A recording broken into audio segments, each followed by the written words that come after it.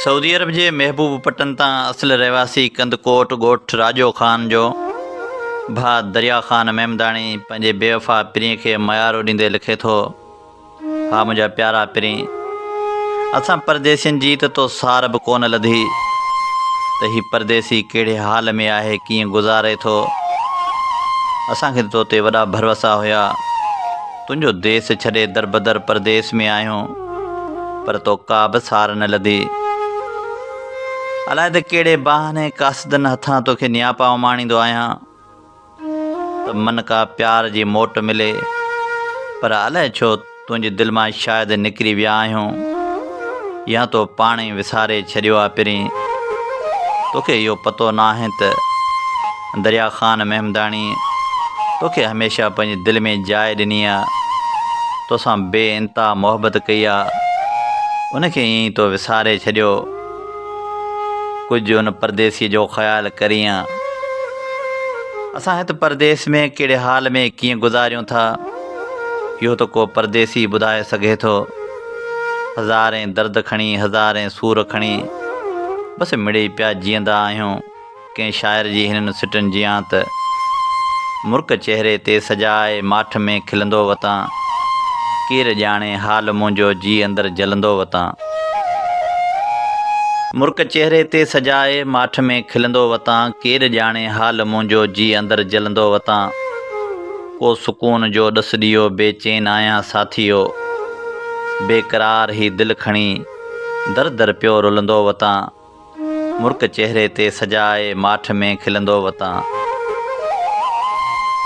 घाव सो आ घाव कहिड़ो जो न ॾे पीड़ाओ का, घाव सो आ घाव कहिड़ो जो न ॾे पीड़ाओ का। दर्द जी हावी अंदर में कीअं ॾिस पचंदो वतां, मुर्क चहिरे ते सजाए माठ में खिलंदो वतां।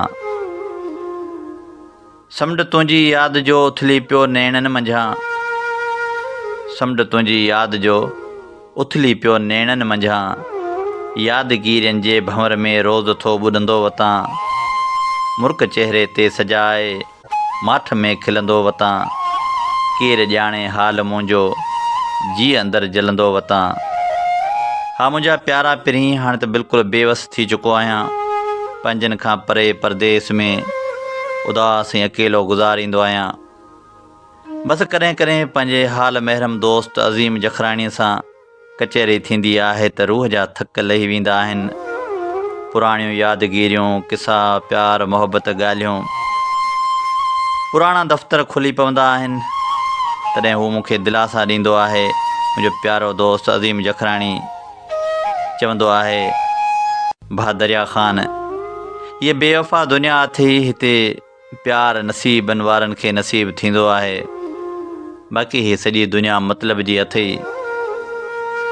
मञा थो पिरी, तोसां मुंहिंजी मतिलब जी दोस्ती न आहे, ॾींहं ॿिनि जी दोस्ती न आहे, पंहिंजा त रूह जा रिश्ता आहिनि, सालनि जी मोहबत आहे, पर तो शायदि मुंहिंजे परदेस वञण ते उहे सभई ॻाल्हियूं विसारे छॾियूं। कॾहिं कॾहिं कंहिं परदेसीअ खे यादि बि कंदो कर। उभो उकिरी विया आहियूं, असांखे यादि कजो कॾहिं, परे निकिरी विया आहियूं, असांखे यादि कजो कॾहिं। उभो उकिरी विया आहियूं, असांखे यादि कजो कॾहिं, परे निकिरी विया आहियूं, असांखे यादि कजो कॾहिं। गुलनि जूं कलियूं मेड़े सेड़े विखरी निकिरी विया आहियूं, असांखे यादि कजो कॾहिं। उभो उकिरी विया आहियूं, असांखे यादि कजो कॾहिं। हुनखे यादि कंदे कंदे पाण विसरी विया आहियूं, असांखे यादि कजो कॾहिं। उभो उकिरी विया आहियूं, असांखे यादि कजो कॾहिं। इश्क उथाव समुंड आ मगर तार तरी विया आहियूं, असांखे यादि कजो कॾहिं। उभो उकिरी विया आहियूं, असांखे यादि कजो कॾहिं। ॻोल्हे ॻोल्हे असां ॿई नेठि टकरी विया आहियूं, असांखे यादि कजो कॾहिं।